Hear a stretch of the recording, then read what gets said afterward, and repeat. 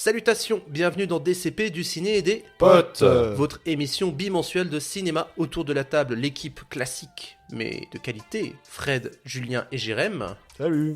Bonsoir. Bonjour. Peut-être l'avez-vous remarqué, mais la proposition ciné en ce moment n'est pas très alléchante. Alors plutôt que de parler de Blanche-Neige et de Minecraft, on a préféré profiter de la ressortie 4K de Requiem for a Dream pour ouvrir un dossier thématique sur l'addiction au cinéma. On parlera donc en premier lieu de Requiem for a Dream, et ensuite, chaque personne autour de la table parlera d'un film sur l'addiction qui l'a particulièrement marqué. Je rappelle que cet épisode est disponible sur toutes les applications de streaming et sur YouTube. Ça fait 25 ans que le grand classique de Darren Aronofsky est sorti. Le film référence sur la drogue et la dépendance est ressorti dans nos salles françaises dans une restauration 4K magnifique et en Director's Cut. Est-ce qu'on voit vraiment une différence avec la Director's Cut ? Bah oui, c'est la question que je me suis posée parce que le film dure exactement la même durée que la version ciné. Je pense que c'est juste une restauration 4K hein, après. Ouais. Parce que ouais, j'ai vu Director's Cut partout et je me suis dit mais il y a quoi qui change ? Il y a pas de truc qui m'a sauté aux yeux mais. En tout cas, c'est le film qui a révélé Aronofsky, Jared Leto et qui a valu à Ellen Burstyn une nomination à l'Oscar de la meilleure actrice. Il est de retour, il a traumatisé Fred. Et qu'est-ce qu'on en pense ? I always thought you were the most beautiful girl I ever seen. Ever since I first saw you. I'm gonna be on television. What is the big deal about being on television? It's a reason to get up in the morning to fit in the red dress. Remember when I told you about the store? I put together some numbers and it's not impossible. We could do it together. Sarah Goldfarb vit seule à Coney Island, mère juive, veuve et fantasque. Elle vit dans l'espoir obsessionnel d'être un jour invitée sur le plateau de son émission de télévision préférée. C'est dans cette perspective qu'elle suit un régime draconien afin d'entrer dans la robe qu'elle portera lorsque le grand soir sera venu. Son fils Harry est en proie à une dépendance à la drogue. Avec sa petite amie Marion et son copain Tyrone, ils noient leur quotidien dans des paradis artificiels. En quête d'une vie meilleure, le Quator est entraîné dans une spirale infernale qui les enfonce toujours un peu plus dans l'angoisse et l'autodestruction. J'arrête de parler. Quelle joie ce synopsis. Vous l'aviez déjà vu avant ou pas ? Oui, Oui. Ouais, quasiment tous, hein. beaucoup. Moi je l'avais vu il y a fois. 2 mois, genre vraiment je l'ai vu en début d'année moi. Mais tu vois, c'est marrant, là, dans ton synopsis, ça commence, on a l'impression que le point de départ du film, c'est la mère. Ouais. Alors qu'en soi, moi j'ai plus l'impression, enfin, il y a plein de personnages et tout, et il y a un équilibre assez cool. Et pour moi, c'est le fils qui est un peu le centre du film, non ? Ouais, mais en même temps si tu regardes la première scène, c'est les deux qui sont là C'est avec vrai. le Ouais. split screen. Ouais, exact. Oui, puis de toute façon, c'est un montage alterné sur ce que vit le trio de drogués, puis la mère. Mhm. C'est les deux personnages principaux, quoi, effectivement. Mhm. Mais moi, je l'avais déjà vu il y a 4 ans, au Brady, en compagnie de... De moi. Voilà. Ah mais vous l'aviez déjà vu au cinéma parce que moi je Ouais. l'ai jamais vu au cinéma. Ouais. La seule fois où je l'ai vu bah c'était chez moi. Donc, Et Fred, à la fin du film, il s'est tourné vers moi et fait « Ça va, Wen, ça va ?» Moi, je... Parce que moi, en fait, j'avais un souvenir très désagréable de Requiem for a Ouais. Dream. C'est un film je pense que c'était l'un des films les plus marquants dans mon visionnage. Genre, je peux vous dire que Salaud et les 120 coups de Sodome, pour moi, c'est rien. Alors que Requiem for a Dream, c'est vraiment quelque chose. Requiem pour un massacre, c'est rien. Oui, tu te Alors calmes. que Requiem for a Dream, c'est vraiment quelque chose pour moi. Donc à l'époque, j'avais emmené Owen au Brady parce que je voulais le voir au cinéma. Et donc je m'étais retourné vers lui en mode mec, du coup, tu Bon, pleures ? On a mangé un kebab, après on était bien.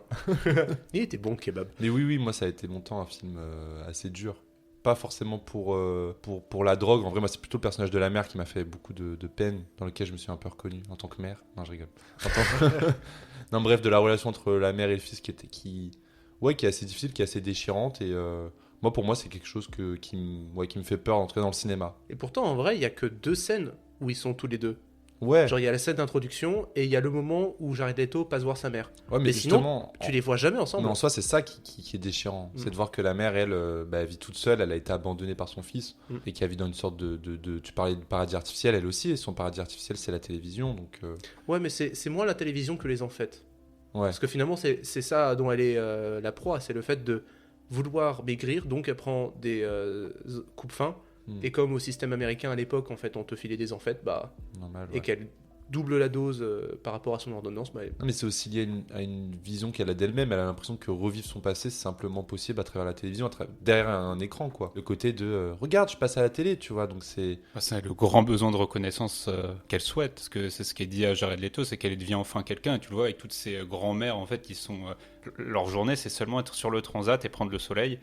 Et c'est ça sa seule vie sociale finalement. Moi, c'est le coup de je suis au milieu, t'as vu ma place par rapport Mais c'est à ça. toutes les filles. Genre, plus t'es pas dans le centre, plus t'es exclu. Genre, Mais tu vois à quel point tu vois l'aliénation de la chose. et toi Moi, en fait, pour l'avoir vu au cinéma, du coup, pour la première fois, quelle claque je me suis pris dans la gueule. Franchement, je pense qu'il y a une grosse différence entre le voir chez soi et le voir au cinéma. Et là, je t'avoue que j'ai réélevé ma note au niveau de ce film et mon appréciation de ce film, bien que je l'avais pas désapprécié au premier visionnage, mais là, je pense que là, il est un peu gravé au fer rouge dans ma mémoire, là, le film, et je pense qu'il atteint vraiment un sommet que Aronofsky n'a pas su réinstaurer, même peut-être avec Black Swan, mais c'est tout, quoi. Mais c'est exact comme tu dis là, au fer rouge. C'est un film qui est tellement excessif dans tout, dans le montage, dans la musique, dans les transitions, que c'est vraiment un film qui veut te casser la gueule en fait. Et c'est bien, ouais, dans le seul film d'Aronofsky avec peut-être Black Swan, où je trouve que ça fonctionne, cette attitude de l'excès. Mother, ça marchait pas? J'ai pas vu. En fait, tous On les en a films déjà parlé, pour moi, tous les films d'Aronofsky sont dans l'excès, mais d'une manière différente. Je trouve que Requiem for a Dream, c'est très visible au montage en fait. C'est des cuts qui sont vraiment, mais qui sont tellement excessifs, alors que Mother, bah, ça tombe dans l'excès aussi, mais c'est différent. The Wrestler, il fait un peu l'effet inverse justement. Il est dans une façon de filmer beaucoup plus réaliste. En fait, l'excès, il vient que de la pratique du catch en elle-même qui est excessive, mais sinon il prend un cadre beaucoup plus réaliste. Le Requiem for a Dream, c'est du montage très fort, c'est très épileptique, c'est très publicitaire. Et ça marche aussi avec le fait que ça te parle de l'addiction de la télévision aussi. Et du coup, ça fonctionne très bien parce que le montage sert le propos du film. Ouais. Moi, je reviens du coup à Mother. L'excès du coup dans Mother, personne l'a vu ici. Mais si, mais Ah on en non. a parlé déjà dans DCP, c'était l'épisode où il fallait revoir les films qu'on aimait pas trop. Bah là, en soi, l'excès vient juste dans un espace, un huis clos, qui peu à peu occupé de plus en plus par des individus. C'est ça en soi, Mother. Oui, mais après, moi c'était plutôt l'excès de métaphores et de thèmes qui veut imbriquer. Là, au moins, il se contente d'un thème, enfin, en global, qui est l'addiction. Et je trouve que ça fonctionne vachement mieux. Après, on en a fait beaucoup sur le montage de ce film, et je trouve que ça fonctionne très bien. Et en gros, les séquences, plus t'avances, plus elles sont courtes, je trouve. T'as cet aspect de... Bah, comme à la fin de Mother, où j'ai l'impression qu'il me prend par le col et il veut pas me lâcher. Sauf que dans Requiem for a Dream, ça fonctionne, parce que vraiment, c'est des claques dans la gueule permanentes. Mais dans Mother, je suis en mode, lâche-moi. Mais en vrai, moi, pendant tout le film, je me disais, mais il a pas été nommé aux Oscars pour le montage, ce film? Ah, pourtant, Parce il mériterait, hein, parce que vraiment... Je sais que j'ai vu les seules nominations. C'est Ellen Burstyn. Oui, il y avait ça, et surtout aussi, il était en compétition à Cannes, juste hors compétition à Cannes. Ça, j'avais vu. Sinon, non, pas grand-chose. Le film n'a pas non plus... Mais c'est vrai que c'est un film qui a 25 ans, donc nous, on n'y était pas quand il est sorti. Mais du coup, je suis curieux un peu de connaître le retentissement du film à son moment, quoi, parce que j'ai l'impression que c'est un film qui parle beaucoup à notre génération. En tout cas, je connais beaucoup de gens de notre âge qui se sentent très concernés par Requiem for a Dream, mais ouais, la génération genre qui est née dans les années 80, genre celle de Jared Leto, genre j'ai jamais eu trop de retours sur leur perception. C'est assez drôle que tu dises ça, parce qu'en vrai, le film, c'est une adaptation d'un livre. Qui est sorti dans les années 70. si je dis pas de conneries. 78 exactement. Et justement, le film a été coécrit avec l'auteur, qui s'appelle Hubert Selby. Donc il y a quand même un truc, non, je pense que ça parle un peu à tout le monde. Ouais, mais tu vois, genre à cette génération-là, quand tu demandes un film choc qui les a pris par le col, il y a eu Fight Club. Mais pour moi, genre Requiem for a Dream, c'est à peu près du même calibre. C'est même encore plus révélateur de la génération, tout ça, de l'aliénation à la dépendance. Alors Fight Club, ça développe des trucs un peu différents, mais genre c'est à peu près le même public, la même génération. Je pense que l'effet clipesque du montage, ça fonctionne mieux sur notre génération à nous. Peut-être qu'à l'époque, ils avaient pas plus l'habitude des montages un peu plus tradis, on va dire, entre guillemets. Alors que nous, on a une esthétique clipesque qui nous parle vachement, avec beaucoup de cuts, etc. etc. Peut-être que ça nous touche plus maintenant, vu qu'on est habitué à avoir beaucoup d'images avec beaucoup plus de cuts, etc.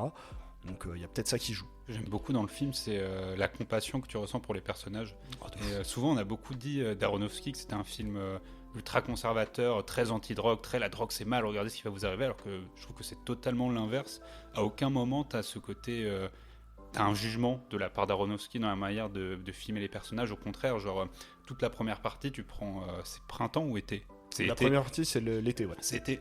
Là, tu prends été, t'as toute la relation amoureuse entre Harry et Marianne, genre qui est très belle, genre surtout avec les images en bord de plage. T'as aussi le côté très joyeux de Sarah qui se dit qu'il va passer à la télé. T'as tout qui va plus ou moins pour le mieux, et c'est justement au fur et à mesure du film que ça part dans une dégringolade totale. Et si tu te rends compte que, surtout que si ça en arrive là, c'est parce qu'il y a beaucoup de gens qui manquent à leur rôle. Par exemple, je pense à l'infirmier qui s'occupe de Harry. au lieu de le soigner, il appelle la police.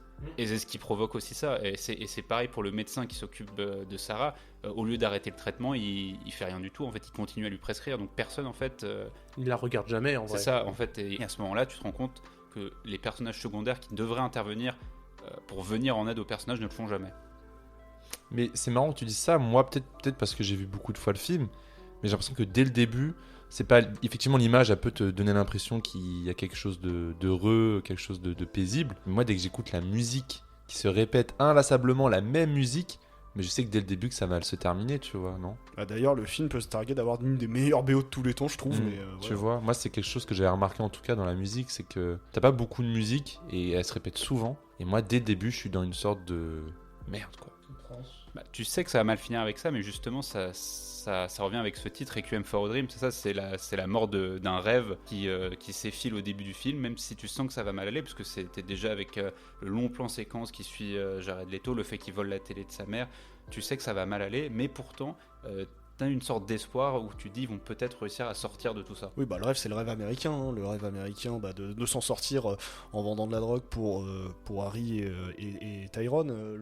Le fait de passer à la télé, peut-être que ça va lui offrir quelque chose à Sarah. Enfin, ouvrir son magasin pour Marion. En fait, c'est que des gens qui rêvent qui ont un rêve américain, qui veulent percer par la sueur de leur front.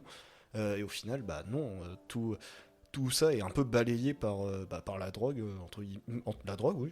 Ouais, la drogue. C'est assez marrant de voir du coup Marlon Wayans dans ce film parce qu'en 2000 c'est quoi, le gars sort donc et dans le film Scary Movie, ouais. dans Scary Movie où il joue vraiment un défonce-man et là dans Requiem for a Dream où il joue un Défonce-man. défonce-man. C'est drôle Ouais. de voir les deux tons vraiment d'un côté un mec vraiment totalement débile et d'un autre un gars qui permet à Aronofsky quand même de parler de plein d'autres trucs aussi, de la ségrégation, du racisme. Tyrone, c'est peut-être le personnage le plus raisonné du film, j'ai envie de dire. Donc, Pas tout le temps. pas hein. tout le temps, mais Quand- au début, si, quand même, je trouve. Ou quand il arrive devant Jared Leto en mode j'ai la drogue, on la consomme pour être sûr que c'est de la bonne. T'es en mode Oui, bon, à part ça, mais autrement, même à la fin, tu vois, il est en mode putain, ton bras. oui. Moi, à chaque fois que je vois la fin du film, genre, autant il y a des trajectoires où je me dis que ça peut aller mieux. Genre, la trajectoire de Jared Leto, je me dis, il peut pas descendre plus bas, donc il peut que remonter la pente. Mais autant, genre, celui de Marion, Marianne, Ouais. genre, à chaque fois, moi, ça me. Enfin, c'est la Moi, deuxième moi, fois ce que qui je le me- vois, ça me détruit, quoi. Moi, ce qui me marque surtout, c'est son regard quand elle arrive dans le canapé, c'est son sourire. Genre un peu le même sourire que tu peux avoir dans Pearl, en fait, c'est ce long sourire Oui. qui en fait exprime tout sauf de la joie, en fait. C'est le désespoir total. Moi ce qui m'a fait rire c'est qu'Owen m'a regardé à ce moment-là, je l'avais expliqué qu'à Owen il y avait un plan dans Requiem for a Dream qui me faisait vraiment du mal. Oui. C'est les deux amis qui vont voir la mère à l'hôpital et cut et d'un coup tu les retrouves dehors en train de chialer genre Sur le banc du bus. sur le banc du bus ou de l'hôpital, non? C'est pas Non, un juste banc, elles attendent bref. le bus. Et ce plan est vraiment dur, tu vois. Et je trouve que la mère, en tout cas, à comment elle finit, je pense que là, il n'y a plus aucune chance. Enfin, il n'y a plus aucune chance, il n'y a plus rien. Ouais. Avec les électrodes, non. Puis je parlais des anxiolytiques et des antidépresseurs à un collègue tout à l'heure, et ouais, ça donne peu d'espoir, ce qu'il m'a dit. Non, mais je trouve qu'Ellen Burstyn a fait une putain de performance. C'est peut-être Bah la oui. performance de sa carrière avec les Exorcistes, hein, peut-être. hein. Bah en vrai, moi je suis surpris qu'elle ait pas eu l'Oscar. J'ai regardé, c'est Julia Roberts qui l'avait eu pour Erin Brockovich. Après, elle a déjà eu pour second rôle, hein, Burstyn. Ah oui. Alice n'est plus ici de Scorsese, Oh. si je dis pas de bêtises. Scorsese a été évoqué. Il y a eu le de Julien aussi. Si vous faites un bingo DCP. Est-ce que vous avez des trucs à rajouter au cas où sur Requiem? Moi j'ai pas plus de choses à dire. Je trouve ça juste génial. Ouais, la gestion du temps en fait en général, parce qu'il y a beaucoup de choses en rapport avec le temps, que ce soit au niveau du montage, comment c'est cut, comme on l'a déjà évoqué, mais aussi certains plans où tu vois qu'il n'y a pas pas la même temporalité entre guillemets, où les personnages sont pas à la même vitesse, etc. Oui. Au moment où Sarah elle commence vraiment à péter son crâne à cause de. C'est surtout le cycle final. Le cycle final, parce que tu te doutes bien que Marianne, elle est en train de passer une soirée, alors Oui. que Jared Leto et Marlon Wayans sont en train de passer un road trip, et pendant que Et la Sarah, mère. on sait pas vraiment. On sait pas combien de temps ça dure, son calvaire. Ça doit durer des semaines. Et c'est fou de se dire que tout ça, c'est mêlé en une grande séquence qui Une marche grande en fait, séquence qui qui fonctionne. marche et qui est en hiver du coup. Et ce plan où elle marche dans la neige avant d'arriver au studio, je sais pas comment il a fait. J'étais en mode waouh, comment t'as fait ça? Elle marche dans la neige. Où elle marche avant d'arriver au studio de télé ou avant qu'elle se fasse interner justement. Ouais. il y a un plan où elle marche dans la neige. Oui, c'est flou en arrière-plan et tout. Ouais, et en fait, tu vois que c'est des gens qui passent et je sais pas comment il a filmé ça. Ah, mais les délires de fisheye, de ralenti, fisheye de- aussi, d'ailleurs, de Snorricam. Pareil, voilà. quand t'as Marianne qui sort, pas de la soirée De de son fin, psy, mais juste de avant l'ascenseur. de son rendez-vous avec le psy, quand elle arrive dans l'ascenseur, t'as la musique qui se lance et la caméra qui tremble et qui lui colle au visage. Moi, j'adore cet effet où t'as l'impression que la caméra, elle est C'est le portée par Snorricam. l'acteur. Ouais. Et à chaque fois qu'il tourne la tête, genre c'est comme si la caméra se tournait autour de lui. Mais moi, c'est vraiment ce film qui m'a donné envie de faire des Snorricam. Donc dès que je faisais des courts-métrages, j'étais en mode les gars, vous avez vu Requiem for a Dream? Venez, on fait un Snorricam. Puis, C'est vraiment le- facile. Le plan de Perfect Blue, il a littéralement acheté les droits de Perfect Blue pour faire ce plan, le plan dans la baignoire. Ouais, Voilà. ouais, exactement. Bah, il est hyper fan de Satoshi Kon. Bah, du coup, ça m'a rappelé le fait que Christopher Nolan, bah, lui, il a jamais assumé, lui. J'ai pas vu Paprika. Bah, C'est t'as- la scène, clairement. les scènes de couloir dans Inception, c'est Paprika totalement. C'est clairement Paprika. Sauf que Nolan, il a été plusieurs fois interrogé dessus, il a toujours nié. Est-ce que vous avez. Est-ce que t'as fait des chiffres, toi, au cas où? Oui, Oh. j'ai été les chercher. Et bah figurez-vous, alors le budget, vous l'estimez à combien? Ça va pas être énorme, Pour je dirais l'époque 2 ou 3 millions. Oh, Non, non, un peu plus que ça. Un peu plus. Ok. 12 millions? Non, un peu moins. Moi, je dirais 7 ou 8. 4,5. Oh Bien joué, toi. C'était le plus proche, donc en effet, il a pas coûté bien cher. Bon après, tu sens que voilà, c'est de la pellicule certes, mais il n'y a pas beaucoup de décors, de trucs comme ça, je trouve. Enfin, il y a beaucoup d'effets, mais Puis Jared Leto et Jennifer Connelly. Connelly, ils ouais. sont pas au plus haut de leur carrière à ce moment-là aussi, donc ils doivent pas avoir des cachets. Ouais, mais Burstyn, quand même, c'est une grosse tête d'affiche, Burstyn. Ouais, mais elle était un peu oubliée, Burstyn. C'est un peu ce film qui a mis oui. une dernière Ouais. pièce à son édifice. Ok. Et donc à l'époque, est-ce que ça avait fait un four ou pas? Bah un peu, parce qu'au box-office US, il avait engrangé seulement 3,6 millions, et au box-office mondial, environ 7,3. Donc c'est vraiment après, je pense que le film est rentré dans la postérité. Et pour vous dire qu'en France, il a fait également 228 410 entrées à l'époque. Voilà. Bon, en vrai, c'est impressionnant, c'est quand même que un deuxième film, hein. Bah, Un deuxième long métrage. Ouais. Mais il en a pas fait tant que ça, en fait, Aronofsky, hein. Il en a fait. 8, Attends. si je dis pas de conneries. Pi, Requiem for a Dream, Fountain, Whistler, Black Swan, Noé, Noé, Mother. Mother, Mother et The The Whale. Whale. Et il y en a un Et il y en a nouveau un qui qui va arriver arrive. cette année, Coth Ceiling. Oh. Oui, et il a fait un petit documentaire de 55 minutes aussi qui s'appelle Postcard from Earth, qui est sorti il y a 2 ans. Une exploration immersive et innovante de la planète Terre à travers les yeux de 2 êtres humains. Waouh, ça donne envie. J'aime bien, à travers les yeux de 2 êtres humains. Bah, genre, le même regard que depuis toujours, nous. Est-ce qu'on en a fini avec Requiem for a Dream? Bah oui, on a fait les chiffres, donc oui. Ok, donc maintenant on va passer à nos films sur l'addiction, et c'est chouette parce qu'il y a des addictions diverses et variées, sachant que Jérém et Julien, vous parlez tous les deux de la même addiction, Et oui. mais traitée de la manière différente. Moi je propose pour une fois que je commence, Allez, commence. Allez. parce que c'est une comédie, c'est rigolo, c'est fun, je l'ai montré à Jérém il n'y a pas si longtemps que ça, C'est vrai, c'est vrai. c'est Le Pari des Inconnus, Ah bah oui. de Didier Bourdon et Didier Bourdon et Bernard Campan. Pascal Légitimus n'est pas dans le film. Ça vole pas très haut. C'est pas un excellent film, mais en vrai, quand tu creuses, c'est quand même un bon film. C'est juste en fait Didier Bourdon qui est un mec de droite, qui est patron d'une pharmacie, qui vit à Neuilly-sur-Seine, et son beau-frère, par son épouse, qui est un prof dans les banlieues, donc qui est de gauche. Les deux se détestent mais se retrouvent quand même aux réunions de famille. Ils se font le pari d'arrêter de fumer pendant 15 jours. Et en fait, ce pari de 15 jours va s'étendre à pour toujours. Et les deux vont au début genre se soutenir dans l'adversité. C'est-à-dire que haha, moi je tiens plus que toi. Et en fait, à la fin, ils se rendent compte que qu'ils soient de gauche ou de droite, en fait, leur environnement baigne autour de la clope. C'est plus trop le cas aujourd'hui, hein, mais dans les années 90, j'imagine que la clope c'était vraiment genre omniprésent. Et en fait, tout les ramène à la clope jusqu'à ce que leur couple se sépare. Chacun, genre leur femme les quitte parce qu'ils ont pété un câble au fait de ne pas fumer. Et il y a ce moment très tendre où il y a sa fille, la fille de Didier Bourdon, qui vient de vous chercher et qui lui met une clope dans une boîte aux lettres. Il y a une lettre et elle dit papa, fume et reviens s'il te plaît. Oh. Donc en fait, genre, c'est drôle, il y a vraiment des blagues très drôles, mais en même temps, genre, plus t'avances dans le film, plus c'est un film de descente aux enfers parce que les mecs genre se coupent du reste du monde juste parce qu'ils arrêtent de fumer. Qu'est-ce que j'ai noté d'autre? Ouais, donc faut le replacer un peu dans son époque parce que maintenant on fume plus du tout. Mais voilà, il y a des blagues plutôt très fun. Il y a Il est très mémable aussi le film. Il y a le Ouais. bien, pas, pas bien. bien. Il y a le tabac, c'est tabou, on en viendra tous à bout. Et ouais, il y a un côté un peu révolutionnaire. Genre, ils ont un peu Didier Bourdon et Bernard Campan, c'est un peu des révolutionnaires dans le film. Parce que les mecs, genre, s'opposent à la société. Parce que tout le monde fume, et eux, c'est les seuls. Et même quand ils rejoignent un groupe d'anti-fumeurs, ça fait vraiment presque secte de révolutionnaires. Ou quand quelqu'un dit, avoue qu'il a fumé, genre, les gens font ouh, suivez-moi. Ouh. Voilà. Et ils ont leur slogan, le tabac c'est tabou, on en reviendra tous à bout. Donc ça vient de là, ça vient de ce film, ce Oui. fameux slogan. Ça vient de ce film, et voilà, c'est fun, c'est pas la comédie du siècle, c'est même pas, je pense, la meilleure comédie des inconnus, mais c'est un truc assez honnête, assez solide, et tu quittes le film en mode, bah c'était cool. Moi, ce qui m'a le plus marqué dans le film, c'était qu'ils deviennent obèses. Ouais, il y a ça Oui, aussi. à la fin. Oui. Quand ils vont dans une cure pour... Spoil. Spoil oui et non. Il y a un spoil un peu plus important qui survient après quand même sur leur rapport à la clope et à la famille. Ah. Tu l'as oublié. Oui. Mais franchement, le film est cool, et quand tu quittes le film, bah voilà, encore une fois, c'est bien. Pas plus à dire sur le pari. J'avais noté après Jérémy, qui va nous parler d'un film, il m'en parle depuis Je vous tanne. 3 ans. Je vous C'est vrai que, tanne. ouais, Surtout Owen. Non, pas 3 ans, abuse pas. plus. Parce que je l'ai vu la première fois il y a 2 ans, donc c'est pas possible. 2 ans. Je te- Ressenti 3. Donc oui, je vous tanne surtout Owen avec Nymphomaniac en Director's Cut de Lars von Trier.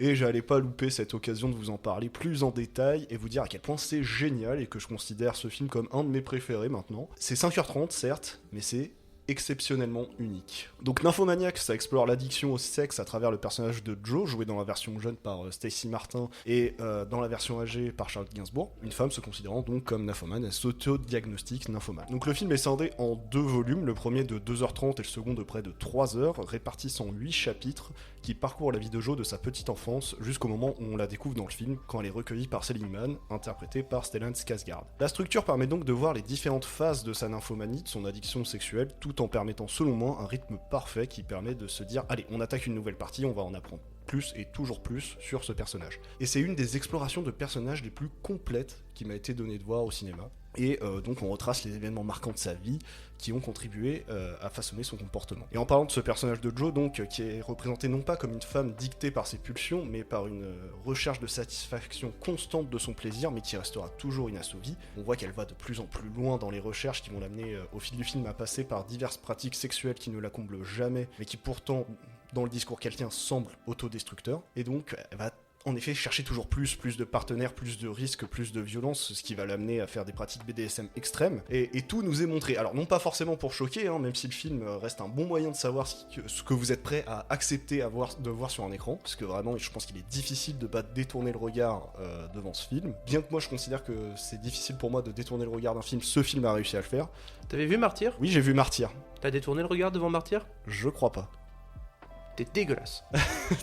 Mais devant Nymphomaniac, oui, je dirais pas sur quelle scène, parce que voilà, j'ai pas envie de spoiler une des scènes, mais oui, ce film m'a fait détourner le regard.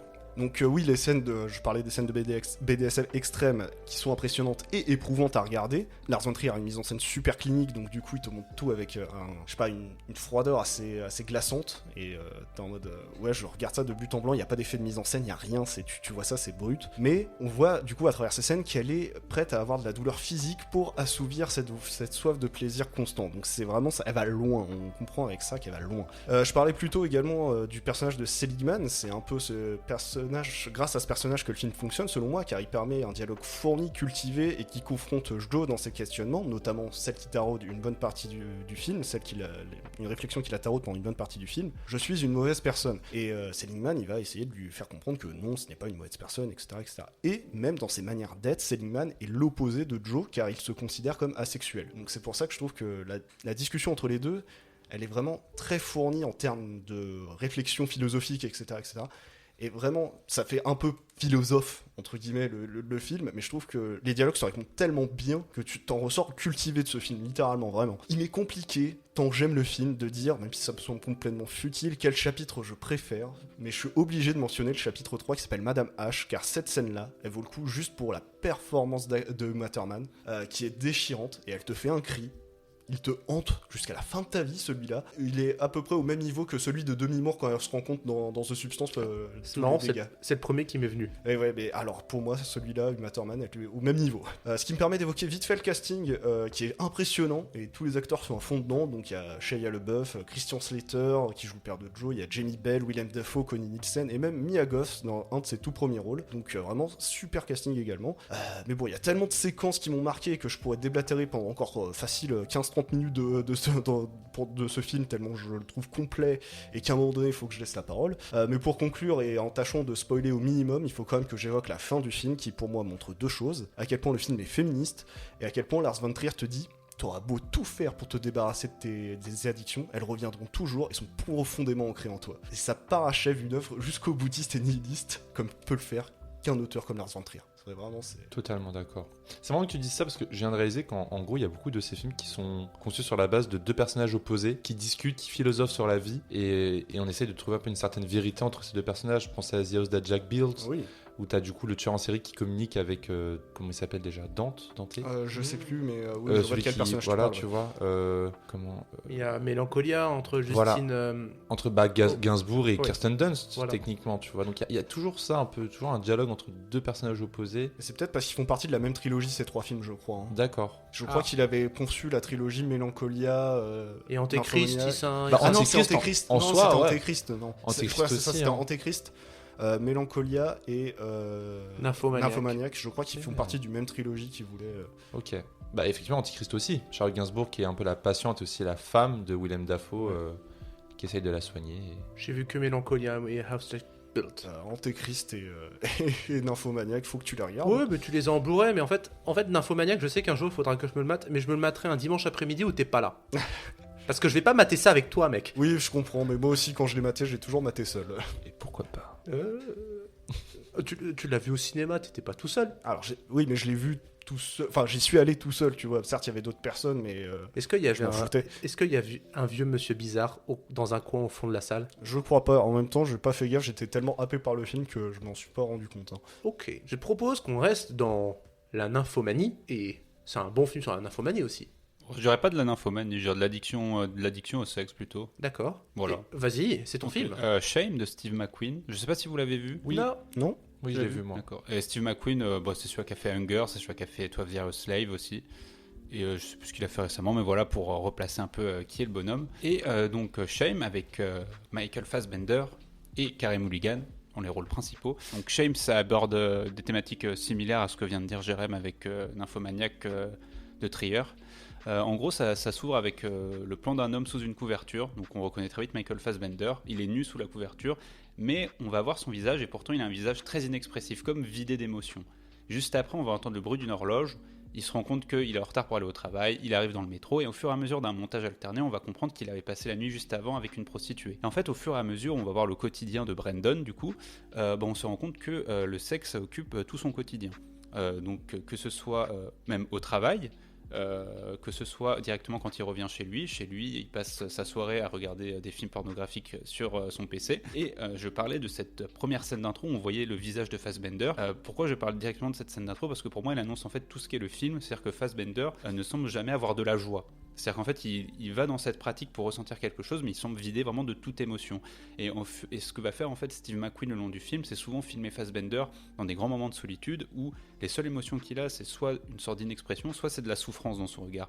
En fait, comme pouvait l'exposer Jérém, en fait, on se rand compte que ça l'auto-détruit cette addiction. Et ce qui va mettre un peu la dramaturgie, la tension dans le film, c'est l'arrivée en ville de sa sœur, donc incarnée par Carey Mulligan, qui elle-même est très instable psychologiquement. Et on va comprendre, c'est jamais dit, mais qu'en fait il y a eu un traumatisme qui implique les deux dans leur enfance. Ce sera jamais dit, c'est évoqué, qui explique pourquoi ils ont des comportements à risque. Voilà, c'est ce qui est Shame et je le trouve assez prenant dans ce qu'il montre. T'as des scènes souvent très marquantes, il y a des scènes assez connues. Une des scènes les plus connues, c'est une des scènes dans le final, c'est quand tu vois Fassbender marcher seul près d'un port, je crois, et tu le vois en fait s'effondrer plus ou moins sur le sol. Et en fait, tu vois que sa pratique. Ces pratiques sexuelles en fait l'empêchent de bâtir du lien, que ce soit avec sa sœur en fait, où il semble toujours en conflit avec elle, et même ça l'empêche de bâtir une vraie relation amoureuse. Dans le film, il va rencontrer quelqu'un qui est sa collègue, et en fait il est dans le refus d'une relation amoureuse. Et t'as une scène assez marquante, c'est quand il s'apprête justement à passer à l'acte, la douceur en fait qu'elle lui propose, ça le met dans le rejet en fait, qui voit le prisme du sexe que dans une certaine forme de violence ou de quelque chose d'assez fort. T'as notamment une autre scène où juste après ça te fait casser la figure dans un bar parce qu'il a dragué la copine d'un des mecs présents. Donc c'est à dire qu'il a le visage en sang. Son premier réflexe ça va être d'aller dans une backroom, d'avoir une relation orale homosexuelle, et ensuite il va aller payer 2 prostituées pour avoir une relation à 3. Et en fait, tu vois justement la souffrance et la sorte de boucle dans lequel se pose le personnage. Et le grand final du film, ça, en fait, c'est la réinterprétation de la première grande scène que proposait le film, c'est-à-dire une scène dans le métro, où c'est aussi une scène très connue, où dans le métro, il y a une sorte de bataille de regard, enfin, de jeu de regard avec une autre femme, et sur un mode de proie et chasseur. Et ça, vraiment, ça se finit dans l'idée, dans une fin très ouverte, on voit que Brandon essaye de changer sa vie, de se reconstruire, mais qu'il ne peut pas échapper à ses démons aussi facilement. Donc c'est un film assez marquant que je conseille. Voilà. Et de toute façon, Steve McQueen, pour ceux qui ont vu 12 Years a Slave, c'était aussi assez marquant d'un point de vue aussi graphique. Je repense à la scène des coups de fouet, mais même si on prend Hunger, je sais pas si vous l'avez vu. Je l'ai pas encore vu. Ouais, on avait étudié ce fameux plan séquence. Le fameux gros plan séquence d'Hunger, mais même en termes de ce que tu peux voir graphiquement, tu as toute la séquence d'intro d'Hunger, c'est les prisonniers du coup irlandais qui badigeonnent en fait leurs cellules de leur excrément pour en fait se faire évacuer des cellules. Donc c'est un film très crasseux en fait. Rien à rajouter sur Shame. Non, rien à rajouter, juste la performance de Fassbender est très folle. Et voilà, c'est pas le plus grand film de l'histoire, mais je trouve que c'est un film assez marquant et c'est peut-être pas aussi choquant que peut être un Requiem for a Dream, mais je trouve que c'est un film qui marque quand on ressort. Parce que j'en vois quand même beaucoup clamer que c'est un chef-d'œuvre, tu vois, Shame. Enfin, j'en ai vu clamer que c'était un chef-d'œuvre. Moi, j'irais peut-être pas jusqu'à là, mais pour moi, c'est un très bon film. D'accord. Et on va terminer avec Fred. Bonjour. Salut. Moi, je vous parlais de Drugstore Cowboy de Gus Van Sant. C'est son deuxième long métrage après Malanoche. Je connaissais pas du tout. Je crois que c'est un film qui est passé un peu inaperçu, son premier film. Et c'est vraiment à partir de Drugstore Cowboy que Gus Van Sant va un peu commencer à faire son nom dans le cinéma américain, surtout indépendant. Après, maintenant, vous connaissez un peu Gus Van Sant, c'est qu'il a plusieurs casquettes. C'est à la fois de l'indépendant avec donc Drugstore Cowboy, My Own Private Idaho. C'est surtout un réalisateur très expérimental avec Elephant, avec Last Days, et aussi très commercial grand public avec par exemple Good Will Hunting ou Milk. Là, je choisis Drugstore Cowboy parce que ça m'avait pas mal attiré. J'ai vu qu'il y avait Matt Dillon dans le rôle principal. Du coup, le film raconte l'histoire d'un groupe de jeunes adultes, adolescents, plutôt jeunes adultes, dans les années 70. Donc avec le leader qui est joué par Matt Dillon, qui s'appelle Bob dans le film. Et en gros, ça vous raconte l'histoire de 4 copains qui parcourent un peu tout l'Oregon en cambriolant des drugstores, des pharmacies, des petites épiceries, et qui se droguent aux médicaments. Voilà, on part un peu de ce postulat-là. Moi, ce que j'ai bien aimé dans le film, c'est qu'à l'inverse de Requiem for a Dream ou bien de Nymphomaniac ou bien de Shame, c'est que c'est un film qui commence d'une manière très légère. On se moque un peu de... c'est pas vraiment des junkies en fait, les personnages qu'on voit. T'as pas l'impression de voir qu'ils sont dans la misère ou qu'ils sont vraiment en totale dépression, quoi. T'as plus l'impression de voir de jeunes adultes assez BG même. Matt Dillon est très beau dedans. C'était un sex symbole en fait, Matt Dillon, je savais pas du tout. C'était connu comme étant le sex symbole des années 90. Oui, beau gosse, mais bon, à l'époque, il y avait Keanu Reeves, quoi. Non, Matt Dillon. Il y avait River Phoenix. C'est vrai. Il y avait Johnny Depp, il y avait Brad Pitt. Enfin, c'est vrai. Je regardais sur River Phoenix un petit peu. Il était en après, deuxième catégorie, je pense. Ouais. Même s'il était beau gosse. Ouais, c'est vrai qu'il est beau. En fait, Matt Dillon, le problème, c'est que lui, il avait été montré au grand public avec The Outsider de Coppola. Et après coup, en fait, pendant peut-être une décennie, il a un peu passé inaperçu. Et c'est avec Drugstore Cowboy qu'il a un peu refait surface et qu'il est revenu un peu au rang de sex symbole. Donc bref, moi j'ai bien aimé le film parce que le film commence et t'as pas l'impression de voir des junkies, t'as plus l'impression de voir des gamins qui... surtout le côté, tu vois, de cambrioler des pharmacies, c'est assez drôle, quoi. Genre, c'est pas des adultes qui vont cambrioler des grandes banques, qui vont se piquer à la seringue et on va voir des grosses plaies partout comme Requiem for a Dream. Donc ça commence assez d'une manière légère. C'est très léger aussi dans le côté indépendant, donc c'est plutôt cool. Mais en fait, le film te tend un piège parce qu'au début, ça commence que ça et peu à peu, ça tombe dans un truc beaucoup plus deep où il y a par exemple un personnage qui va décéder, où on va tomber dans une sorte de réflexion sur soi-même, sur le doute, sur l'avenir, et c'est hyper beau parce que Gus Van Sant, en fait, Drugstore Cowboy, du coup, j'ai pas tant aimé que ça. Moi, je voulais parler de My Own Private Idaho, qui est vraiment un film que j'ai adoré, et seulement le film, il parlait pas vraiment de dépendance. Il avait plus un cadre avec des junkies de Portland, mais il parlait pas vraiment de dépendance. Mais du coup, voilà, on retrouve un peu des similitudes où on a des personnages qui sont juste paumés, en fait. Ils savent pas où aller. Puis voilà, qu'est-ce que je peux dire d'autre ? Tout se passe à Portland, qui est vraiment le lieu privilégié de Gus Van Sant. Et en fait, moi, ça m'a intéressé depuis quelques temps parce que j'ai un petit problème en ce moment avec un artiste de musique, Elliott Smith, qui est énormément lié à Gus Van Sant parce qu'il a fait la BO de Good Will Hunting. Et en fait, Elliott Smith, tout comme Gus Van Sant, sont rencontrés à Portland parce qu'ils ont tous les deux commencé leur carrière là-bas. Donc moi, c'est comme ça que j'ai été amené à voir ce film. Et puis voilà, c'est assez cool, mais c'est pas non plus marquant, quoi. Je trouve que c'est léger et que ça arrive à parler de ça sans tomber dans le trop trash comme avait pu faire Requiem for a Dream. C'est pas le Gus Van Sant qui va te ressortir le plus. Non, mais vraiment My Own Private Idaho, si je peux en parler très rapidement. Donc là, c'est River Phoenix. Tu suis ce mec-là en fait qui est totalement paumé, qui essaie de retrouver sa mère. Et ce qui est hyper intéressant dans le film, c'est un peu un road movie. Sauf que River Phoenix, des fois, il a des crises d'épilepsie. Parce qu'il a vraiment un passé très douloureux dont il n'arrive pas à se rappeler. Et donc, des fois, il subit des crises d'épilepsie qui l'emmènent dans d'autres pays, dans d'autres villes. C'est-à-dire que le mec tombe dans les pommes, crise d'épilepsie, titre, et on change de ville. Ok. Genre, il est transporté comme un sac un peu de bétail dans d'autres villes un peu au hasard. Et c'est hyper intéressant comme moyen de transport. Que le mec tombe en crise d'épilepsie, qu'il se réveille dans une autre ville des États-Unis, au point où il va même se réveiller en Italie. Enfin, non, vraiment, c'est du n'importe quoi, mais c'est incroyable. C'est ton rêve un peu. Oui. Non, mais voilà, c'est un film qui est beaucoup. Je trouve que My Own Private Idaho, le Gus Van Sant, il prend plus de risques. Il filme beaucoup plus Portland. Et j'ai trouvé que dans ce film-là, on voyait vraiment, par contre, les marginaux, les gens qui sont laissés à l'abandon. Dedans, il n'y a pas que River Phoenix, il y a aussi Keanu Reeves. Et Keanu Reeves, dedans, il joue un personnage c'est le fils du maire de Portland, qui tombe donc dans la drogue, mais qui à la toute fin du film se remet en question et suit en fait la vie que veut que son père, que son père veut lui inculquer en fait. Et il y a un peu ce truc-là qui était pas mal. Bah, du coup, il fallait parler de My Own Private in Idaho. Oui. Mais j'ai voulu quand même parler de Drugstore Cowboy parce que Matt Dillon. Moi, je pense que tu vas un jour faire un voyage à Portland. Hein. Ouais, mais c'est hyper intéressant. Parce que tu nous parles d'Elliott Smith à chaque épisode. C'est vrai. C'est comme Julien avec Scorsese. Ouais, en ce moment. C'est pas moi qui l'ai dit là. Si. Là, tu viens de le redire. Mais toi, tu l'as dit avant. Oui, mais là, tu viens de Oui, non, mais ça rajouter serait un son. compté. Non, ça sera compté qu'une seule fois, c'est bon. Hein. Non, mais en Je soi, pense qu'à voilà, la fin, juste. Ce sera Elliott Smith qui atteindra le plus de citations. Oui. J'avoue. Mais en soi, voilà. C'est pas un acteur ni quoi que ce soit. C'est un cinéma en tout cas de Gus Van Sant. Même en soi, le cinéma indépendant américain m'intéresse beaucoup et je vous recommande quand même Drugstore Cowboy, mais My Own Private Idaho est vraiment vraiment cool. Ok. Donc finalement, pour conclure par rapport à ce tour de table de films sur l'addiction, je crois que Jérém, tu es le seul à considérer ton film comme étant peut-être supérieur à Requiem for a Dream. Ah oui, totalement. Voilà, parce que de manière générale, quand on parle de films sur la dépendance, la drogue, c'est vraiment Requiem qui sort. Ah oui, sur la drogue spécifiquement, Requiem. Oui, mais même en matière de descente aux enfers, trucs comme ça. Sur l'addiction, oui, pour moi, Requiem for a Dream, en termes de dégringolade et de chute à cause d'une addiction, à cause d'une dépendance ou d'une obsession, c'est le haut panier. Il est au moins dans le top 3. Quoi. Voilà, je pense même si Shame est très bon, ça arrive pas à... Il marche beaucoup parce qu'il est vraiment exercé. Enfin, tu vois, il est tellement excessif le film que bien sûr que ça te marque, tu vois. Mais du coup, est-ce qu'on peut se dire, parler de dépendance, il faut obligatoirement un film qui marque au point comme Requiem for a Dream, qui soit très très dur en fait. Ah non, regarde, il a pris le pari, c'est pas.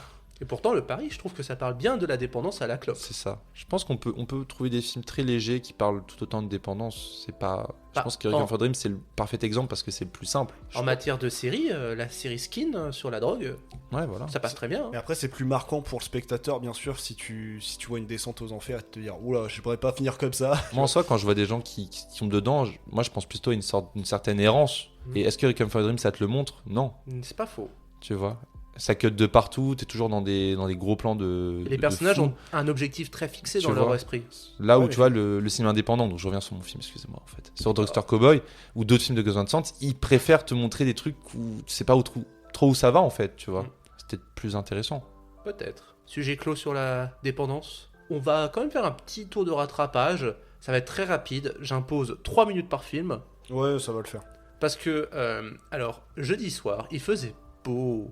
Et du coup, j'ai dit à Jérém, on va se balader. On a bu un peu. Et moi, quand je bois, j'ai des idées de merde. Et ce soir-là, mon Et je idée l'ai de merde. Ce soir-là, mon idée de merde, c'était on va voir Minecraft. Oui. On a vu Minecraft. Au bout de 3 minutes de film, j'ai décuvé. C'était une mauvaise idée. Je voulais me barrer. Le temps des pubs, t'as eu, hein, c'était foutu. Voilà. Non, quoi dire, à part que c'est le pire film de l'année pour l'instant, mais enfin, y a pas grand chose d'autre à dire, y a rien qui va dans ce film. J'ai l'impression d'avoir vu une pub Clash of Clans pendant 1h30, et le reste du film, et le reste du temps, j'avais l'impression d'avoir un téléfilm, donc c'est. Moi, ça m'embête un peu parce que du coup, j'ai fait une story sur le fait que je suis allé voir Minecraft. Il n'y a jamais eu autant de monde qui m'ont dit tu vas faire une critique Minecraft, sauf que j'ai rien à dire. Genre, factuellement, par rapport à tout ce que tous les autres ont dit, il n'y a rien à dire. C'est moche, c'est mal joué, c'est très embarrassant. En fait, ce film me met mal à l'aise. Genre, il m'embarrasse, C'était quoi le terme que j'avais utilisé? Il m'angoisse. Ah oui, c'est ça. Il m'angoisse, tout m'angoisse. La tenue de Jason Momoa, le surjeu de Jack Black, la gueule de Frodo, il y a tout qui m'angoisse dans ce film. De Frodo. De Frodo. Le gamin là, ils font une blague sur le fait qu'il ressemble à Frodo. Ah putain, Ah. oui. Genre le fait que les deux seules meufs du film n'existent pas, tout m'angoisse. Voilà, le petit zombie sur le poulet, moi j'ai pas compris, ça m'angoisse. Je connais pas le jeu, je connais pas les easter eggs, ça me met à côté, genre. Bah, ce que je trouve dommage, j'ai pas encore vu le film, mais j'ai entendu beaucoup de critiques. Minecraft de base, c'est le jeu qui te parle de créativité. Tu peux tout faire sur Minecraft et c'est le but de Minecraft, c'est ça qui est génial. C'est pour ça qu'il n'y a aucun intérêt à faire une adaptation filmique d'un truc comme Minecraft, parce que l'univers en lui-même du jeu vidéo suffit à lui-même. Tu peux pas faire mieux dans un film.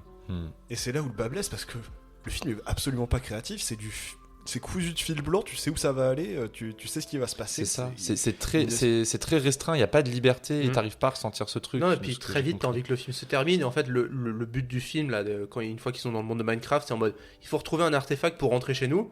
Voilà, paye ton originalité. Oui, mais d'abord, j'ai faim. On peut aller au marché manger le la chicken chauffé à la lave. Ferme ta gueule, putain. Après, il faut aller. T'as Jason Momoa qui est en mode ouais, mais moi j'ai envie d'aller acheter de l'or. On va dans les mines.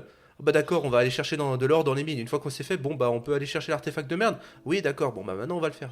En fait, ils te reprennent les trucs de base quand tu joues à Minecraft. T'arrives, tu coupes du bois, tu fais une table de trappe. C'est que des détours à la con. Non, Oui. c'est surtout que c'est ultra didactique puisque vu qu'ils ont le personnage de Steve, Steve leur montre tout. C'est même pas eux qui découvrent. Tu vois, donc il y a rien de, tu sais, c'est vraiment on t'amène là, on t'amène après, on t'amène là, on va te ramener à un autre point et à la fin, il y a peut-être un climax. Enfin vraiment j'aime pas dire ça des films, mais ce film ne sert à rien. Dites-vous que ce film, il a eu 3-4 réalisateurs qui ont chacun abandonné. Il y a à chaque 5 fois. scénaristes.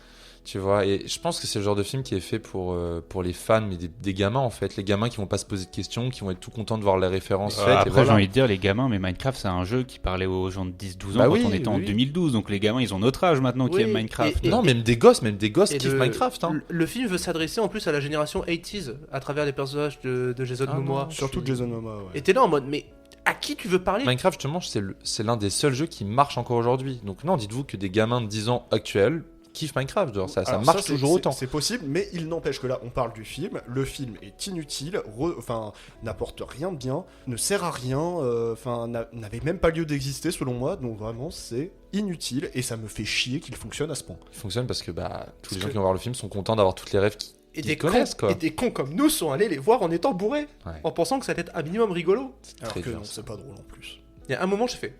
Et donc, on avait dit 3 minutes max. Je crois que c'est passé, Ah, génial. je crois. Tu J'ai as, pas regardé. tu as 3 minutes pour parler de. Sinners, alors je pense que ça va durer moins de 3 minutes. Alors, nouveau film de Ryan Coogler, après Black Panther 1 et 2 et Creed notamment, qu'il avait fait encore avant. J'aime bien Ryan Coogler, moi, parce que Creed, je trouve que c'est une excellente suite à la saga Rocky. Black Panther 1, je trouve que c'est un des meilleurs films Marvel, et Black Panther 2, même si j'ai des réserves, ça passe. Donc Sinners, ça se vend comme une histoire de vampire, je vais pas vous le cacher, hein, même si pendant le film on te tease tout le truc en mode c'est... Mais bon, tu comprends qu'en fait c'est des vampires. Et ça se passe durant les années 30 aux États-Unis, donc période Ku Klux Klan, etc. Enfin voilà. Et je pense que c'est un bon renouvellement du genre. Enfin, il réinvente pas le genre à lui tout seul, mais la façon dont il le montre et quand il place l'histoire, je trouve ça super intéressant. Et chose qui va beaucoup plaire à Owen et qui va peut-être te forcer à aller voir le film ou t'inciter à aller voir le film. Il y a du Pink Floyd? Non, c'est que la musique joue un rôle prépondérant dans le film. Ah. Que ce soit la musique du film ou dans le film, les personnages qui jouent de la musique, c'est un rôle prépondérant. Mais il y a du Pink Floyd? Non. Ah. Mais il y a de la guitare électrique. Ah, je suis là. Voilà. Et donc vraiment, ça réinvente rien du tout sur le vampire en lui-même, mais tout ce qu'il fait, je trouve ça intéressant. Il y a de la mise en scène. Alors, j'ai pas pu le voir dans ce format-là parce que c'est le film dans lequel le format a été pensé, c'est-à-dire c'est en IMAX, donc du coup, je sais plus trop le format, mais en tout cas, dans les ciné, si vous allez le voir en numérique, etc., il est diffusé en 2,76. Donc c'est un format qui n'a pas été utilisé depuis The Creator, je crois. Donc c'est vraiment... Les panoramas, ils sont énormes et il en profite...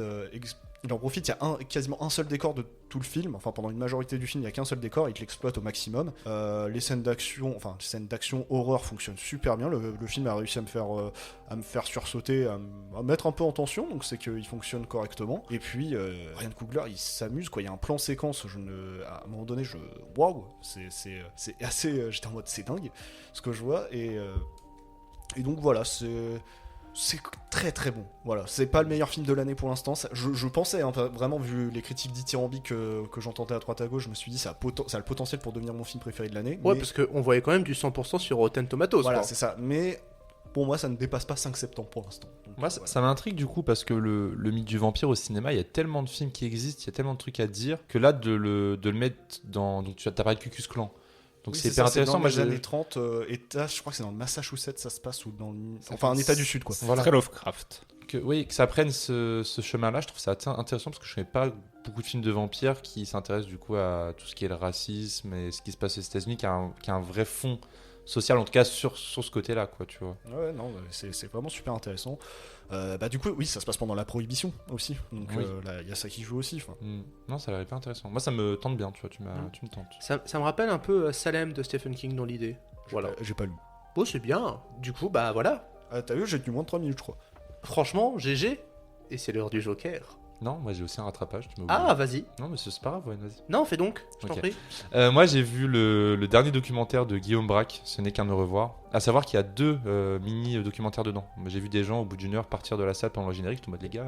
En fait, il y a 30 minutes encore. Ce qu'a fait Guillaume Braque, c'est qu'il a filmé des classes de lycée. Donc le deuxième court-métrage, je crois que c'est des premières ou des secondes. Et le premier court-métrage, donc, qui fait 1 heure, donc Ce n'est qu'un au revoir, filme la fin du lycée de jeunes lycéens qui habitent dans la Drôme. C'est assez mignon, c'est très touchant. En fait, en voyant ce film, on se rappelle de ce que nous on a vécu à la fin du lycée. Je sais pas comment vous avez vécu la fin du lycée, mais c'était quelque chose d'assez déchirant parce que on part vers d'autres horizons. Enfin, Moi, je me souviens d'un camarade. On s'est dit au revoir. Je l'ai regardé intensément dans les yeux. Je savais que c'était la dernière fois que je le voyais. ouais, voilà. tu Et- vois. Je l'ai plus jamais revu. Bah voilà, je suis toujours pas revu, mais je suis resté sur ce au revoir. Mais du coup, voilà, c'est un film, c'est un documentaire assez triste en fait, assez émouvant. C'est que Guillaume Braque, il fait le portrait donc de quelques lycéennes. Il prend que des filles. Ça veut pas dire qu'il filme pas les autres, hein, mais voilà, il prend des lycéennes en particulier. Il fait un petit portrait. Et en faisant plusieurs portraits, en fait, il dépeint toute la classe. Donc c'est hyper mignon. Donc le tout premier, Ce n'est qu'un au revoir, ça se passe dans la Drôme, donc comme je l'ai dit. Donc ce qui est hyper drôle, c'est que c'est tous voilà des babos qui vont faire des manifs et qui fument, qui prennent des petites canettes de bière et qui vont écouter de la tech, etc. Donc c'est marrant, c'est pas du tout le cadre de vie dans lequel j'ai vécu, mais il y a un truc très universel, c'est ça reste des êtres humains qui vont maintenant, qui vont se lancer dans le grand monde et qui sont super tristes de se quitter, quoi. Donc c'est très émouvant, je sais pas quoi dire d'autre, c'est hyper touchant, moi ça m'a rappelé des souvenirs de la fin du lycée et je vous le conseille à fond. De toute façon, Guillaume Braque, je vous conseille tout de lui. J'avoue que je voulais le voir parce que tu me connais, dès que ça parle de lycéens, tout ça, enfin. Oui. Et de comment ça peut se passer dans la psychologie des adolescents, moi ça m'intéresse de fou. Mais j'ai pas eu l'occasion de le voir.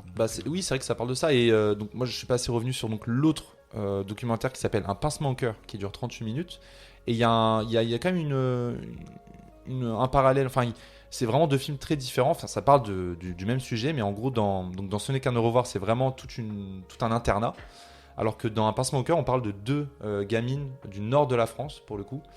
Et là, ça change totalement. Elles sont pas du tout habillées comme les autres lycéens. C'est plus dans notre style à nous, tu vois. C'est des jeans un peu déchirés.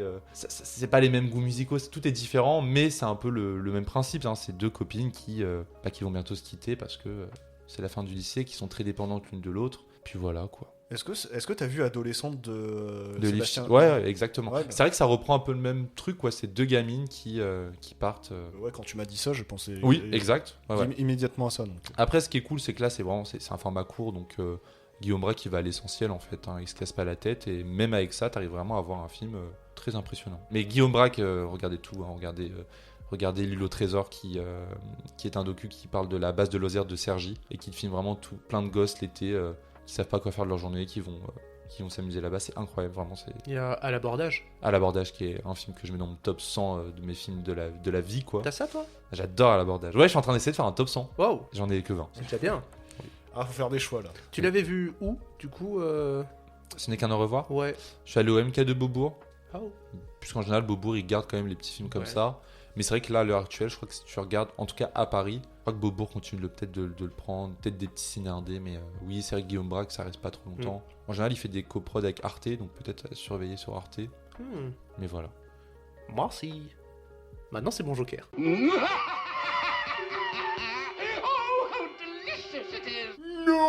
Non. Quoi, tu as toujours pas trouvé? Si, c'est bon.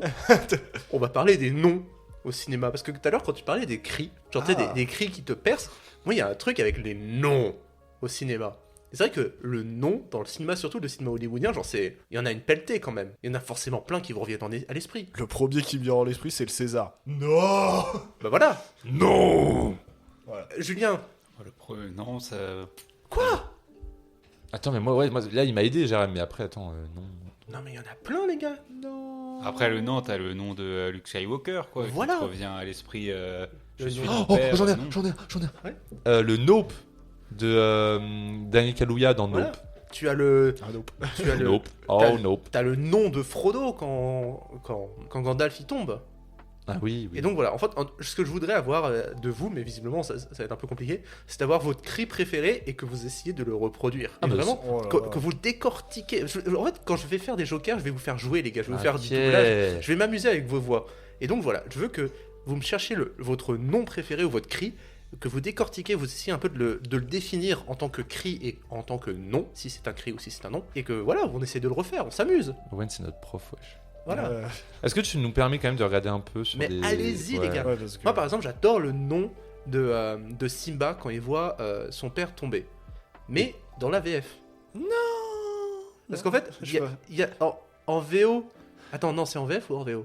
Non, c'est en VO que je préfère. Parce qu'en VO, c'est vraiment un cri déchirant. C'est non. Et en VO, c'est non. Ça me fait rire parce que ça se voit, toi, tous les matins, tu prends une douche et t'imites des cris. Alors là, après, je l'entends pas, donc j'ai de la C'est chance. c'est pas vrai du tout. Par contre, je fais des grimaces devant mon miroir. C'est très bien. C'est bien pour le plastique. Voilà, les muscles du visage. Ouais, j'ai un autre nom, moi, qui me vient aussi, c'est dans... Je l'ai pas vu, c'est Austin Powers. C'est le soldat dans Austin Powers qui est fixé au sol, et t'as Austin Powers qui est sur une pelleteuse, qui avance devant lui très lentement, et le soldat, il fait « Non !» Et il le hurle 3 ou 4 fois en mode genre « Arrête-toi !» Et en fait, il se fait écraser.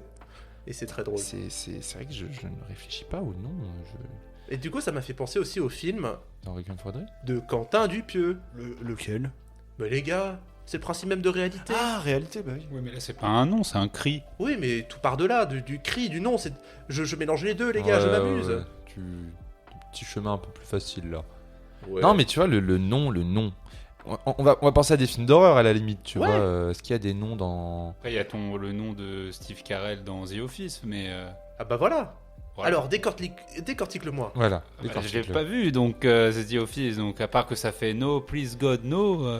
Non, j'arrive pas. Moi, non plus. Non. Tu vois, c'est un no qui. Ça part de la gorge. Please, God. Ça vient Ah, je crois que j'en ai un. fracasser, Vas-y. Je sais plus, ça le dit, mais Pearl. Ouais. Pearl, il y a pas un délire fait. Non. Oh la vache. Oh la vache, heureusement qu'il y a une bonne compression là au niveau du micro parce que la saturation elle est pour folle, moi, là. pour moi, j'ai adoré Pearl. Et pour moi, à la fin, quand elle passe l'audition, non, elle est en mode. Ah, voilà, moi c'est ça que je veux entendre. Voilà. Pardon, désolé. Mais c'est J'arrête. génial, on s'amuse. C'est Oh celui-là la qui vache. me vient, ouais, dans. Est-ce que vous avez vu... Alors toi, tu l'as vu, le Star Trek Premier Contact, du coup. Ah, le nom de Jean-Luc Picard. Ah non.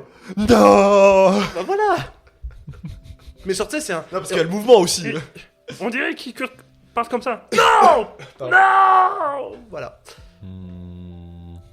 Moi, je m'amuse, hein, les gars. Franchement, sachez que Non, le moi, jeu- je trouverais d'autres mots là. ce Joker va pas être Ah, le long nom du de tout. Superman à la fin de Man of Steel. Voilà, mais même à la fin de Superman premier. Oui, non, mais Man of Steel il est plus marquant, je trouve. Je sais pas. C'est quoi déjà? Ah oui, quand il tue Il tue Kal-El. Non. Non, bah non, le méchant Mince, là. j'ai oublié. Z Non. Bah le- oui, je crois que c'est ça, c'est Le méchant. Zod, voilà. Quand il tue non. Quand il tue Zod. Non. Non, ça- Non, mais parce qu'il est un peu émotif, parce qu'il est en mode putain, j'ai tué le dernier. Enfin, j'ai tué un de. Bah, mon oncle, je crois, c'est son oncle. Ouais, Non, c'est pas son oncle, mais en gros, j'ai tué un kryptonien, quoi. ouais, voilà quoi, ça craint. Donc il a un peu d'émotion dans le nom, tu vois. Est-ce que vous avez d'autres no? Je vais en avoir, c'est sûr, je vais en avoir. C'est dans The Room. Oui. I didn't eat her, I didn't. Non, il fait pas I no. did not. I did mais- not. Mais c'est vrai que de toute façon, le no, le Ah si, plus... parce qu'il arrive, il fait no, this is bullshit. Ouais. Si, il le fait, il me Le, semble. le no le plus légendaire de l'histoire du cinéma, sinon c'est... Bah, il vient de Dark Vador. Oui. Non, bah c'est Luke Skywalker plutôt qui le Bon, dit. de non. toute façon, il y a des noms dans tous les Star Wars. Je veux dire, c'est un des mojos de Star Wars d'avoir des noms. Réfléchis-y. Tu as des noms dans tous les épisodes. C'est vrai que tu vois, quand même, Cohen, t'as ce truc un peu dans l'écoute. Tu vois, t'écoutes beaucoup les films, tu te rappelles beaucoup des répliques. C'est vrai. T'as quand même un truc. Là où moi, tu vois, tu me dis un nom, mais genre. Ça te vient pas? C'est dur. Enfin, Moi, les répliques, c'est pareil, c'est pas des choses qui me marquent généralement Ah ouais au cinéma. Tiens, Pourtant, regarde, il y a des putains de répliques. Hein. il y a des noms qui sont devenus un même. Dans Dark 2, non, c'est Punisher, de John Berta, le non, non, non, non, non. Si, Ah oui, c'est oui, vrai. oui, Si, oui, si, oui, si, oui, si, oui, oui. Regarde, Oui, regarde, oui. regarde juste l'image. Je vois très bien. Il fait, No, no, no, no, no, no, no, no. Bon, zut alors, les gars, je Ah pensais non, que. C'était quand même rigolo. C'est rigolo. Non, mais, mais Je veux continuer. Mais ouais, moi je veux mais on trouver. va en trouver d'autres. On n'a pas l'oreille. Vous avez pas l'oreille, mais est-ce que t'as la bouche? Bah, c'est mieux généralement. Sinon, je pourrais pas parler. Ouais, ce serait un petit peu con pour un podcast. Ouais. Mais ouais, que je suis en train de chercher encore un peu un nom, mais. Si on va dans le registre des tortures porn et tout, tu vois, des victimes qui sont en mode non, s'il vous plaît, non. Bah, c'est juste des cris de. Non, est-ce qu'il y en a un peut-être marquant? Bah, ça, je pourrais pas le faire, c'est horrible. Il faudrait aussi que je crée encore. Moi, je pense à Manchester by the Sea. Ouais. Peut-être Ah, oui, Carrie. oui, oui. C'est Carrie Mulligan dedans, hein, ouais. Ouais. Qui voit sa maison en feu. Mais c'est pas sûr. Carrie Mulligan. T'es pardon. sûr, ouais, parce que même moi, C'est j'ai pas vu Michelle le film. Williams. Michelle Williams, Eh, pardon, eh, elle se ressemble. Elles ont un air. Oui. Elles ont un air. Bah, pour moi, tu vois, oui, quand t'as la maison qui prend feu et que qu'elle est à l'extérieur, elle fait. Moi, il y a un autre nom qui me revient aussi. C'est celui de Al Pacino à la fin du Parrain 3. Ah, j'ai pas vu le Parrain 3. Parce que c'est de la merde. Quoi? Mais les gars, arrêtez, c'est vachement bien. Je l'ai vu. Ouais, enfin, ça vaut pas le premier et le 2, hein, c'est sûr. Mais... Bah, attends, t'es sorti du 3 en me disant que par rapport au 2, c'était un petit peu mieux. Le 2, Non. il nous avait un peu abattu et tout. Bah, non, le 2. Il est moi, très je bien trouve le 2. Avec le montage entre Vito jeune et Bon, tout. en tout cas, le non à la fin sur les escaliers là, moi je le trouve déchirant, suivi du cri qui est un des meilleurs cris du cinéma, je trouve. La planète des singes. Ouais, on l'a déjà dit. Bah, au C'était tout le tout début. premier. Ah, vous l'avez dit là? Bah, au tout début, Ouais. c'est le premier que j'ai évoqué. Non, la planète des singes. Non, l'original, à la toute fin. Quand on a Ah, le oui. twist. Le twist Ah, de fin avec la ouais, statue de la liberté, c'est pas un nom? Non, pas trop, mais T'as pas un- il y a un cri, c'est le principe de. T'as pas un nom dans Soleil Vert aussi à la fin? Non, mais c'est pas forcément le nom, les gars, c'est le cri. des noms. C'est le râle contre God l'adversité. damn you all. Voilà, non mais. Damn you all the hell. Tu vois, ça vient du cœur. Moi, c'est ça que j'adore. C'est. Ça, on, c'est peut ce- on peut ressortir le fameux Reels des meilleures performances de l'histoire qui enchaînent toujours Hérédité avec. C'est Ah vrai. ouais, c'est putain, vrai, mais c'est oui. vrai. Ah ouais, hérédité quoi. Moi, je suis un peu embêté en plus avec ce genre de vidéo-là parce qu'à chaque fois, un des premiers trucs qui apparaît, c'est Daniel Day-Lewis dans There Will Be Blood. Ensuite, toujours généralement, t'as Tony Collette dans Hérédité. Ouais. Après, je sais plus ce qu'il met. T'as c'est tout. Casey Affleck dans Manchester by the Sea. Mais maintenant, faut mettre Demi Moore dans The Substance aussi. Ouais, de ouf, ça va venir. C'est obligé. Ça va venir. Mais ouais, genre. I abandon my son.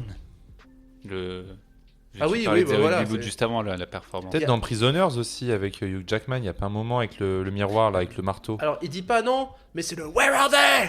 Ouais, voilà. Ah oui, il y a Batman aussi qui fait Where are they? Attends. Where are they? Where are they? Voilà. J'arrive pas. J'adore parce que vraiment, genre, les gens qui sont allés au bout de l'émission, ils vont en juste mode, nous entendre putain, nous marrer gros. sur des cris. Mais c'est génial, c'est Parce génial. que oui, il y a plein de trucs, sinon oui. Vive la compression. Ah oui, maintenant on peut s'amuser. Hein. Ah, Mais t'es- ça. Mais c'est marrant parce que quand je tape no, même, ça me met des chats. Tu vois, Oh, mec, no, c'est no, hyper no, dur no, comme. no. C'est ça. Bah, écoute, Non, mais effectivement, les plus grands noms qui apparaissent sur internet, de toute façon, c'est le nom de Dark Vador et le nom de The Office. Ah, le nom de César, il est pas si marquant que ça parce que je trouve que. Ah, il est marquant quand même Ah, le bah, nom de César. Moi, je l'ai déjà vu dans des reels et tout. Enfin, Surtout le Non. build-up. Le build-up. Non. Et après, pouf, petit coup de Non. lampe torche sur la gueule, là.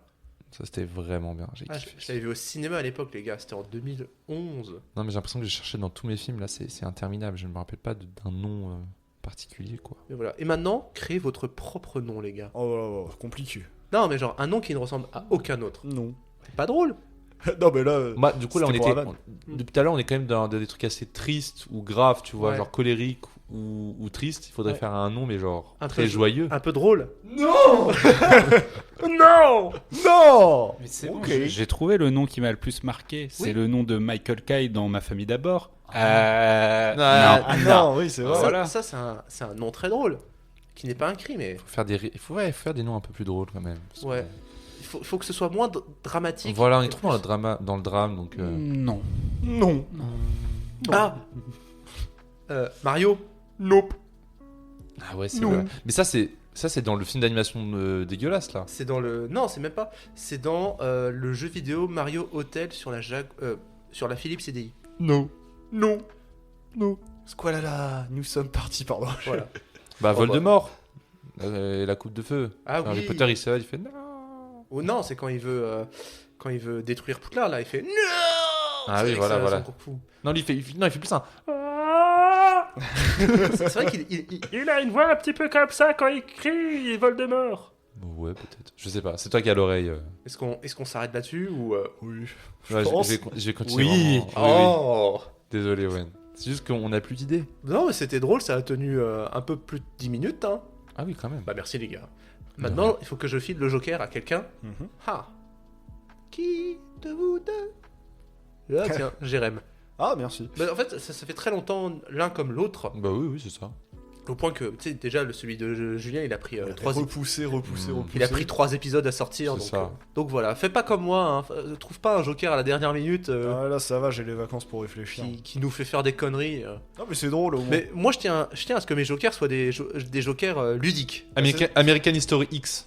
Le nom du petit frère qui voit son grand frère tabasser le mec sur le trottoir. Mais c'est vrai qu'il dit oui, on entend moins au cinéma. Genre, t'entends pas quelqu'un faire oui. Voilà. Peut-être dans Minecraft. Non. On s'arrête là-dessus, les gars. Oui, on s'arrête. Bon bah merci beaucoup les gars pour cet épisode. Je rappelle que l'émission est disponible sur toutes les plateformes de streaming, que ce soit Spotify, Apple Podcasts, même sur YouTube. Vous pouvez nous suivre sur Instagram et sur TikTok. N'hésitez pas à mettre des petites étoiles sur Spotify, apparemment ça aide. Et on vous fait des grosses bises et on se retrouve dans 2 semaines. Salut. Bisous. Non.